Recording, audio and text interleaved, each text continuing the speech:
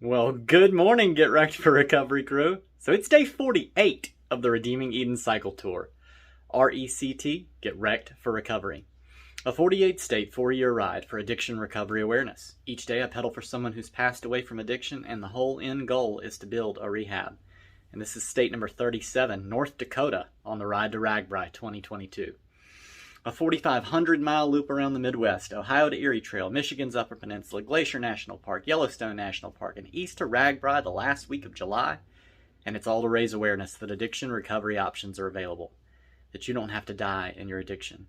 There's churches, Celebrate Recoveries, and rescue missions all over the nation, all over the world, that just want to help you, talk to you, and love you if you find yourself battling addiction.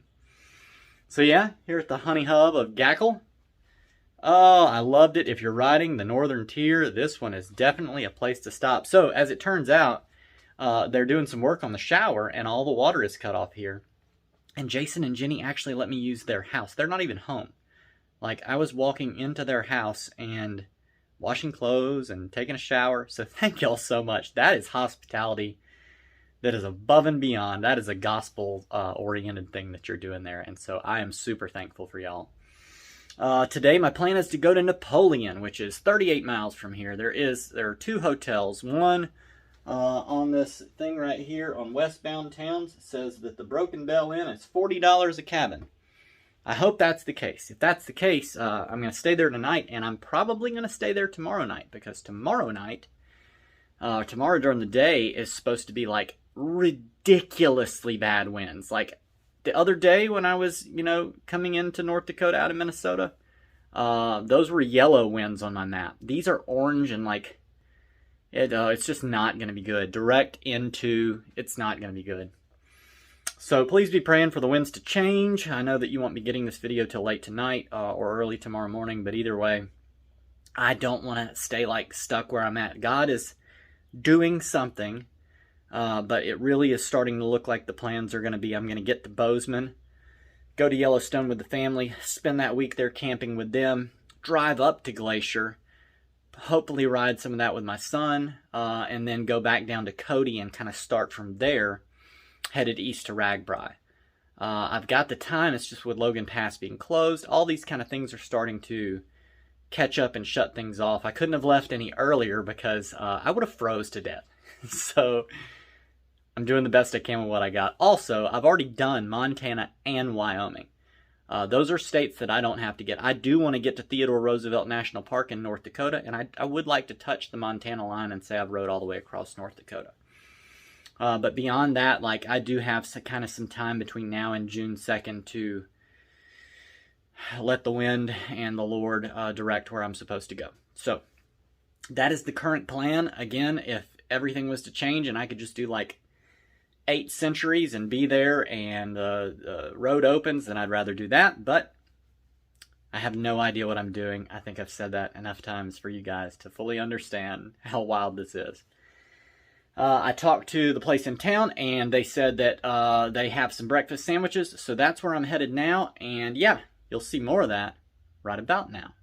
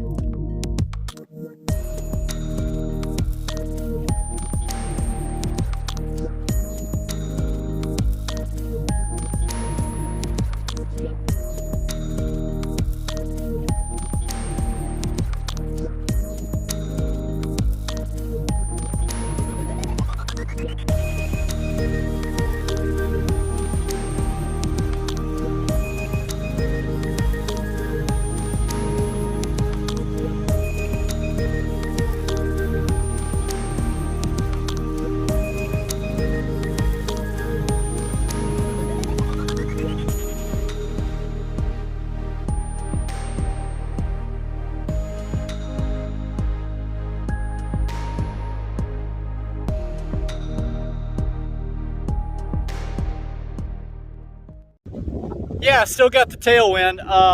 It is crazy how constantly steady these winds are, and when I'm riding, I'm not feeling it at all. I'm just going with it. I'm not setting any land speed records today or anything.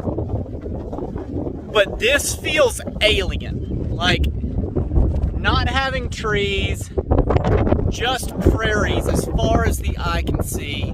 Mountain ranges way back here on the horizon. Like, I haven't been anywhere that's grassland yet in the United States. And so this is just really, really, really cool.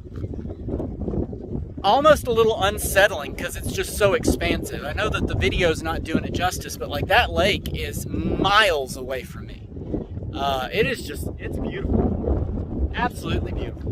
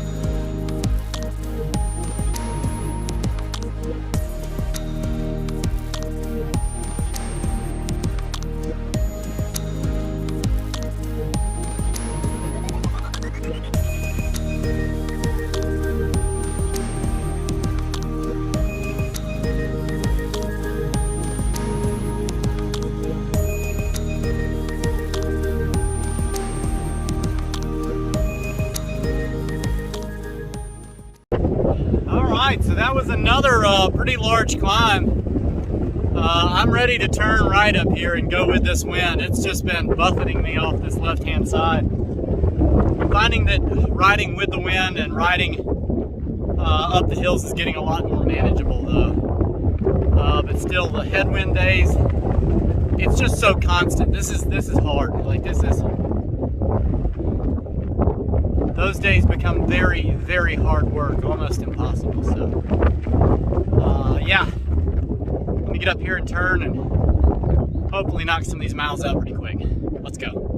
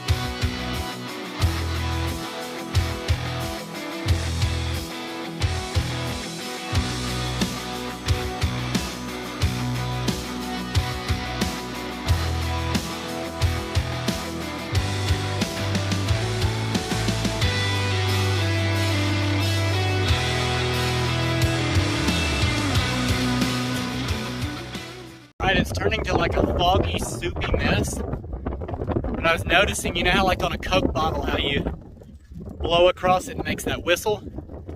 The power lines are making that noise, plus they're making a crackling noise. Let's see if you can hear it.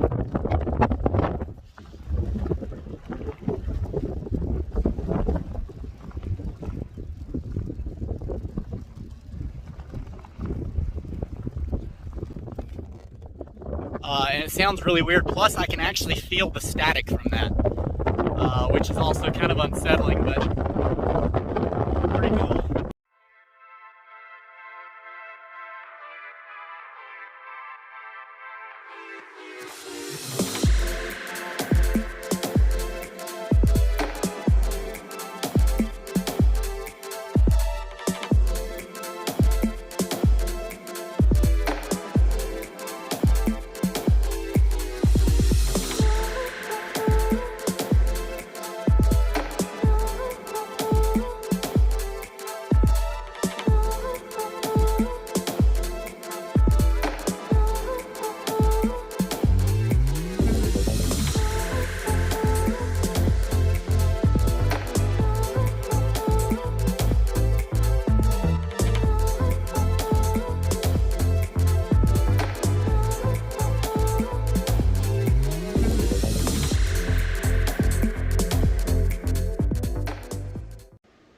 All right, so I made it to Napoleon, to room number 2 at the Mosey Inn. And before I take you guys inside, it's so quaint. But I've got to go get some food. And there's a place called the White Maid Inn that's half a mile away. So I got to ride through the rain a little bit more, go eat, and then I'll head back here and show you the room. So you'll see more of that ride right about now.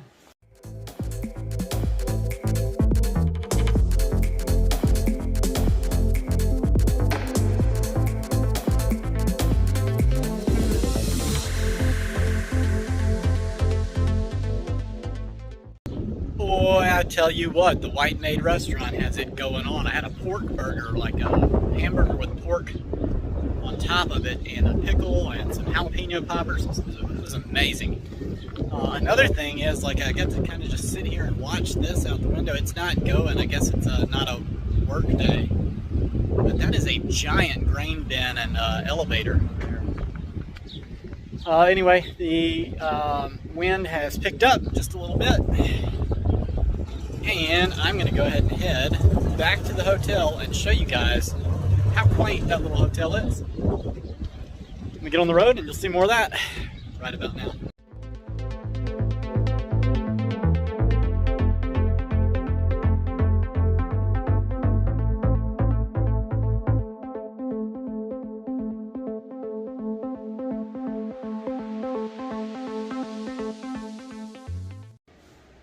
So first of all, those are tumbleweeds.